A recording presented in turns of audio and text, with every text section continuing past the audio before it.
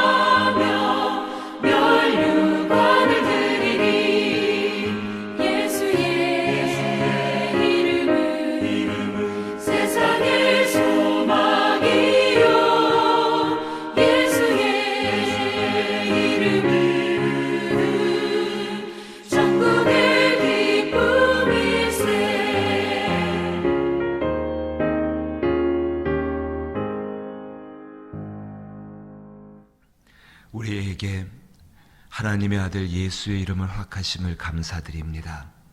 그 이름을 믿고 의지하며 또 그 이름으로 기도할 수 있게 하심도 감사드립니다. 세상 살아가는 시간 동안에 시험이 많고 환난이 많고 걱정과 많은 괴로움이 있는 사람들이지만은 이 모든 것 대신하여 주시고 이 모든 것 가운데에서도 우리를 온전케 하시는 그리스도 예수의 이름으로 주께 기도합니다. 저희의 기도를 들어 응답하여 주실 줄로 믿습니다. 진실로 주님의 능력 가운데에서 하나님의 놀라운 것 가운데에서 우리에게 하나님의 평강들을 더하실 줄 믿사오니 그 역사 가운데에 믿고 소망하며 기도하게 하여 주시어서 한날을 살아가는 모든 시간들이 주의 은혜의 시간이 되게 하여 주옵소서. 코로나19의 상황이 점점 더 심각해져 가고 있고 또 우리 육신들이 약해져 가고 있고 또 날씨는 매우 추워지고 있습니다. 주의 은혜 가운데 적은 자, 가난한 자들이 주의 은혜 가운데 위로와 소망을 얻게 하여 주옵시고 저들을 돕는 일들을 통하여서 저희 가운데 복이 있게 하여 주옵소서. 주께서 이 땅 가운데는 전염병을 이제 그치시고 하나님의 놀라운 것으로 평강으로서 주의 것으로 세워 주옵소서. 예수님 이름으로 기도하옵나이다. 아멘. 함께 대하실 말씀은 사무엘하 6장 6절로부터 8절 말씀입니다.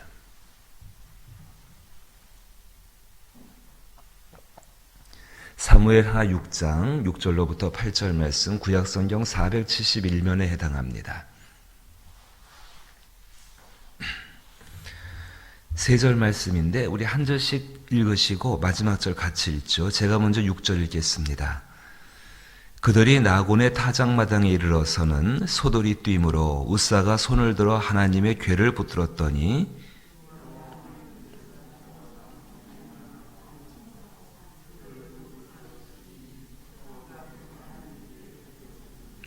같이 읽죠. 여호와께서 우사를 치심으로 다윗이 분하여 그곳을 베레스 우사라 부르니 그 이름이 오늘까지 이르니라. 아멘. 축제가 벌어지고 있었죠. 하나님의 법궤가 이제 다윗의 집에 들어온다는 것. 하나님도 이 일을 굉장히 기뻐하신 일이었습니다. 정말 즐거워하신 일이었는데 그 일이 또 5절 보게 되니까는 사람들은 악기를 동원하고 그 앞에 나와서 기뻐하고 잔치가 벌어지고 있는 모습이었는데요.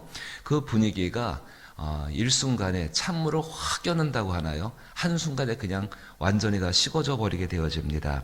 6절 말씀에 그 내용이 뭐냐면은 나곤의 타작마당에 이르렀을 때 소들이 뛰므로 이렇게 말하죠.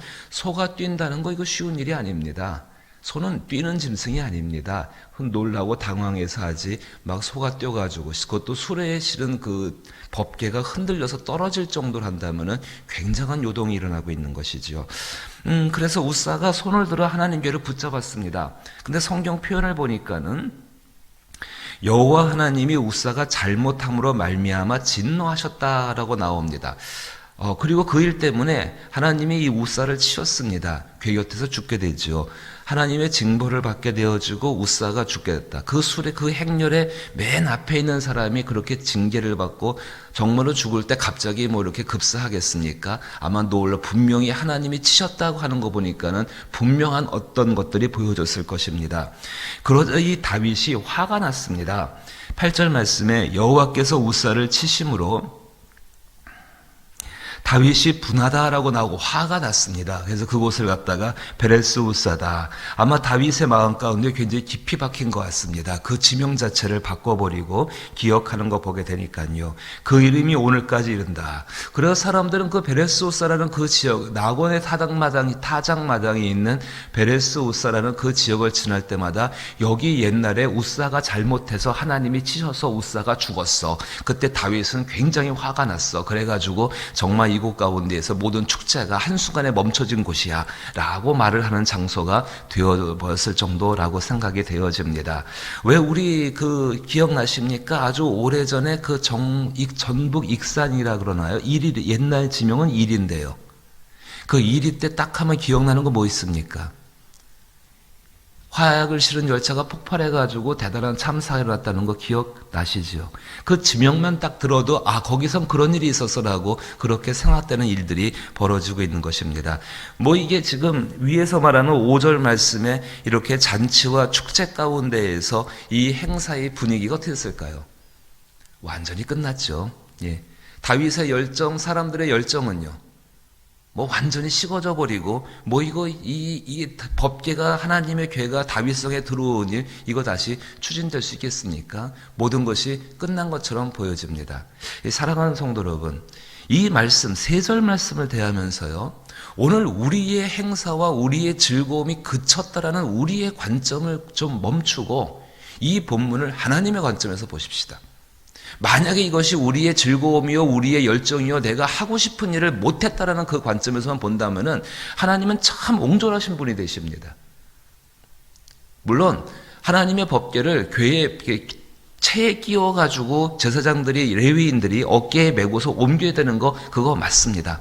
그럼 그 말씀대로 문자 그대로 쓰여진 그 말씀대로 행하지 않는다고 하여서 하나님께서 이렇게 진노하시고 이렇게 모든 것을 끝내버리시고 모든 것을 갖다가 그 진노 정말 우사가 와서 죽을 정도로 사람들 마음 가운데 깊이 박힐 정도로 그렇게 한다고 한다면은 그 하나님은 너무 옹졸하신 분 아니십니까?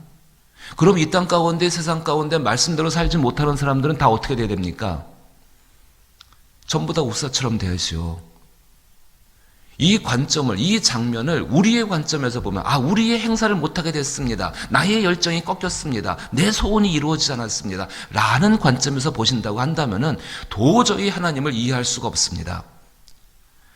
다윗이 그래서 화가 난 겁니다. 지금 다윗의 열정이 완전히 꺾였거든요. 아니, 말씀 하나 지키지 못한다고 해가지고 하나님께서 우리의 일들을 이렇게 하실 수가 있습니까? 지금 하고 있는 이 모든 일들이 하나님의 영광을 위한다라고 우리가 생각을 하고 있는데, 아니, 하나님 이렇게 화를 내시면 어떡하십니까? 라고 지금 다윗이 분을 내고 있는 것이죠. 그럼 진짜 하나님이 왜 화를 내셨는가 한번 따져볼까요? 한번 이 말씀을 가지고서요, 따져보십시다. 6절 말씀 아까도 말씀드렸지만 나곤 타작마의 마당에 이르러 소들이 뛰었습니다. 자, 소들이 뛴다는 상황이 쉬운 상황은 아니라고 말씀드렸습니다. 그 순한 짐승이 펄쩍펄쩍 뛰어가지고 수레가 엎어질 정도로 그 정도 됐다고 한다면 적어도 땅에 지진이 일어났다거나 아니면 사람들은 느끼지 못한 특별한 어떤 하나님의 것들이 분명히 그 땅 가운데 임재를 했겠지요. 그 짐승이 뜁니다. 그러자 이 우사가 그 괴를 어떻게 취급하나 보십시오. 손을 들어 하나님의 괴를 붙들었더니, 아니 당연한 것 아니겠습니까? 괴가 술에서 떨어지는데 어떻게 그것을 갖다 가만 놔두겠습니까? 당연한 일입니다. 그런데 이제 보십시오. 옛날에 하나님의 백성들, 엘리라는 제사장이 있었을 때 사무엘상 5장 6장 그리고 7장 1절에 말씀하고 있는 것처럼 엘리라는 제사장이 있었을 때 이 사람들이 이 하나님의 법궤, 이 법궤는 하나님께서 이스라엘 백성들을 가나안 땅 애굽에서 건져내시고 홍해를 지나온 다음에 제일 먼저 만들게 한 것이 이 법궤입니다. 왜 이 법궤를 만들었는가? 여러분들 앞에 이스라엘 백성들, 그 광야를 지나가는 사람들 앞에 맨 앞장서서 걷는 게 누군가? 하나님임을 분명히 보여주시기 위해서 그렇게 하신 것입니다. 그 법궤가 지나갈 때마다 이스라엘 백성들은 광야 가운데에서 모든 전쟁에서 승리했습니다.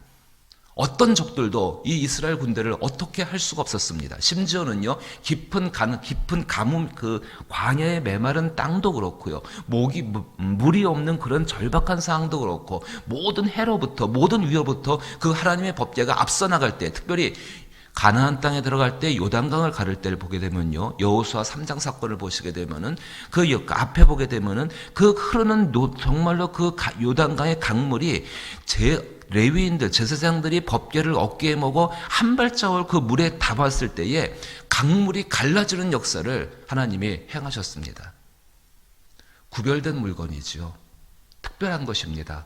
다윗도 잘 알고 있습니다. 그 6절 말씀 보게 되니까, 오늘 본문의 2절 말씀 보게 되니까는 하나님의 궤를 메우려 하니 그 궤는 그룹들 사이에 좌정하신 만군의 여호와의 이름으로 불리는 것이라. 그룹들, 천사들입니다. 거룩한 존재지요. 그 거룩한 존재 가운데 정중앙에 있는 만군의 여호와의 이름으로 불리는 것이다. 거룩한 것이고 구별된 것이고 존중을 받아야 되는 존재입니다. 근데 이 엘리라는 제사장, 눈이 어두워가지고 이 사리 분별이 안 됩니다. 단순히 눈만 어두운 것이 아니라 영적인 눈도 어두워져 있었습니다. 홀리와 비느하스가 있었죠, 두 아들. 이 두 아들은 아버지의 눈이 어두우니까는, 또 아버지의 영적인 것이 떨어져 있으니까는요, 참 많은 죄를 짓습니다. 그 죄를 짓고 회개하지를 않습니다. 돌아오지를 않습니다. 여전히 자기가 하는 것이 다 정당한 것인 줄 알고 그렇게 행동을 합니다. 결국 어떻게 됩니까? 블레셋과의 전쟁에서 이 궤를 빼앗기게 됩니다. 세상에 하나님의 법궤가 다곤 신상 발 앞에 갖게 놓여지게 되어집니다. 하나님이 어떻게 하셨습니까? 사무엘상 5장 6장 읽어보시면 하나님 스스로가 정말로 우상의 모든 그 마디라 그러지 않습니까? 손마디, 이런 마디들을 다 부셔버리시고서 하나님 스스로가 다시 하나님이 계시던 땅으로 스스로 돌아오십니다. 돌아오실 때에 멀리 중앙에 수도에 들어오신 것이 아니라 그냥 변방 가운데에 들어오시고 바로 그 집이 아비나답의 집이었습니다. 이런 말씀이죠. 블레셋 사람들이 이 법궤를 어떻게 취급했는가? 엘리와 그 엘리의 두 아들이 어떻게 취급했는가? 그냥 부적 정도로 취급한 겁니다. 블레셋 사람들은 특별한 능력 좀 나은 거, 이렇게 다곤과는 우상과는 비교도 안 되지만은 그래도 좀 특별한 게 있다고 하니까는 그렇게 취급해서 하나님의 법궤를 그렇게 취급했습니다. 상황과 정황은 좀 다르지요.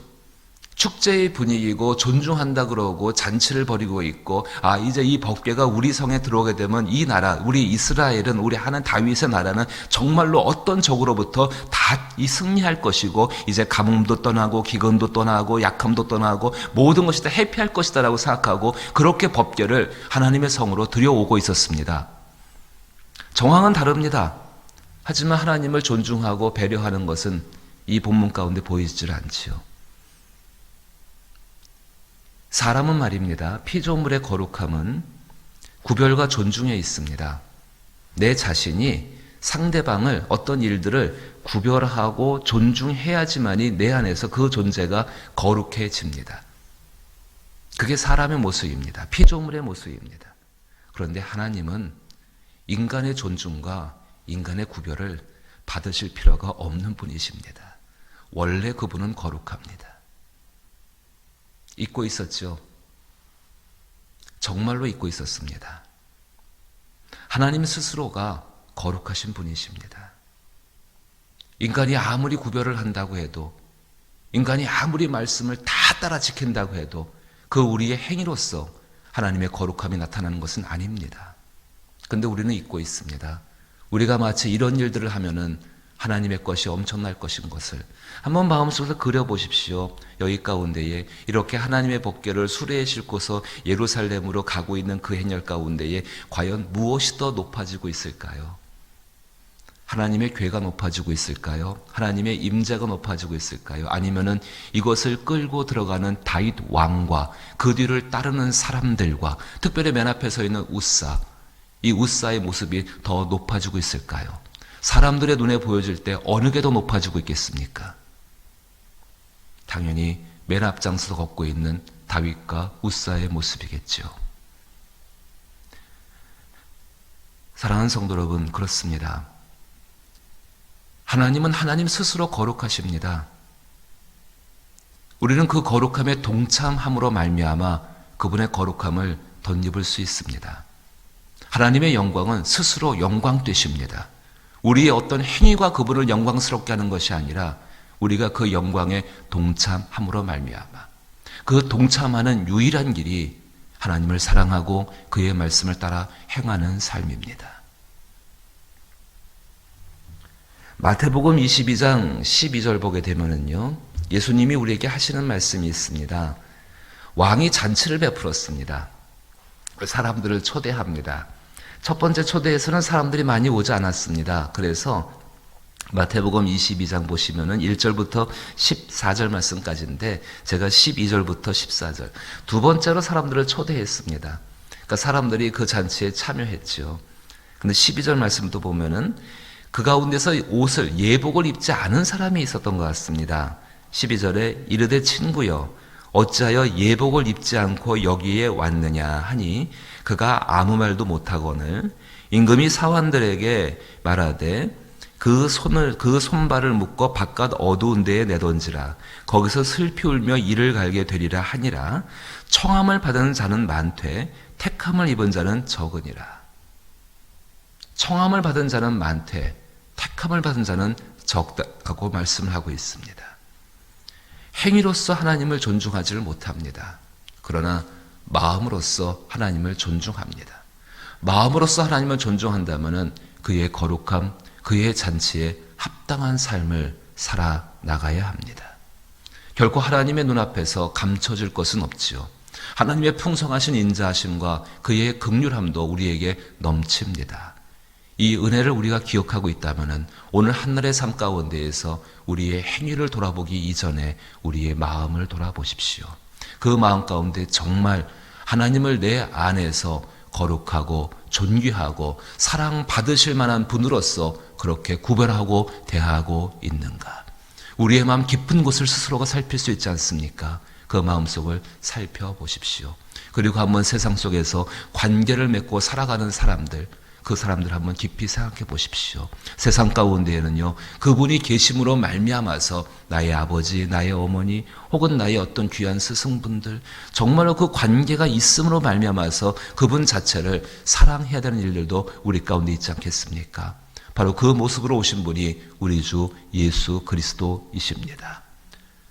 사랑해야 되는 이유가 있어 사랑하는 것이 아니라, 존중해야 되는 이유가 있어 존중하는 것이 아니라, 정말 그분을 귀하게 여겨야 돼서 귀하게 여겨야 될 이유가 있어 귀하게 여기는 것이 아니라 그분 자체가 귀한 분, 그분이 우리 안에 계시는 예수 그리스도이십니다. 베레사 우사의 이야기를 보셨습니다. 과연 우리는 예복을 입고 살아가는 삶을 살고 있습니까? 아니면 여전히 우리의 화려한 그 갑옷이지요. 나아만 장군 입었던 갑옷, 그 갑옷만을 드러내는 삶을 살고 계십니까? 이 말씀 살펴보면서 왜 하나님이 진노하셨는가? 그분이 사람들 마음 가운데에서 어떤 취급을 받으셨는가? 돌아보시며 우리의 삶 가운데 이와 같은 일이 다시 일어나지 않도록 주 앞에 깨어 기도할 수 있는 저와 여러분 될 수 있기를 주의 이름으로 부탁합니다. 주기도문으로 예배 마칩니다. 하늘에 계신 우리 아버지여, 이름이 거룩히 여김을 받으시오며 나라의 임하옵시며 뜻이 하늘에서 이룬 것 같이 땅에서도 이루어지이다. 오늘날 우리에게 일용할 양식을 주옵시고 우리가 우리에게 죄 지은 자를 사하여 준 것 같이 우리 죄를 사하여 주옵시고 우리를 시험에 들게 하지 마옵시고 다만 악에서 구하옵소서. 대개 나라와 권세와 영광이 아버지께 영원히 있사옵나이다. 아멘. 코로나19의 상황이 점점 더 심각해져 가면서 우리 자신들이 돌아보아야 할 것이 무엇인가를 생각해 보게 됩니다. 전도서 말씀을 따르면 지혜로운 솔로몬은 정말로 즐겁고 감사한 날에는 하나님을 기뻐하고 곤고한 날에는 뒤를 돌아본다라고 이야기했는데, 우리가 돌아볼 것이 무엇인가? 과연 우리는 정말로 여기 나온 이 말씀처럼 하나님을 그렇게 존중하고 배려하는 것, 원래 거룩한 분이고 원래 구별된 분이고 원래 그렇게 존귀하신 분이신데 우리는 그분을 마음에서부터 어떻게 대하고 있었는가 다시 한번 돌아볼 수 있기를 부탁을 드리고, 나라와 또 이 땅을 위해서 기도해 주시길 부탁을 드리고, 또 가난하고 절박하고 점점 더 힘들어져 가고 있죠. 이런 병이 주는 고통의 큰 것이 가난한 분들이 더욱더 가난해지고 힘든 분들이 더욱더 힘들어지고 병든 분들이 더욱더 약해져 간다는 것, 이게 큰 고통입니다. 어제 뉴스 보니까 슬픔의 소식 한 가지 듣습니다. 병상이 부족한데 그 병상이 부족한 것을 채우기 위해서 정말로 더 가난하고 힘든 분들의 병상을 그렇게 확보해야 되는 것이 가슴이 아프더라고요. 하나님이 해결하실 수 있는 줄로 믿습니다. 우리의 기도가 필요한 줄로 믿습니다. 사람 살아가는 육신의 생명도 이러할진데 하물며 마지막 심판 앞에 놓여지는 그날에는 어떻겠습니까? 구원받을 영혼들을 위해서 기도할 수 있기를 부탁드립니다. 코로나19로 인하여서 많이 지치고 힘들지만 우리 깨어서 조금 더 힘을 내어서 이 영적인 일들을 위해서 간구할 수 있기를 부탁드립니다. 함께 기도하십시다.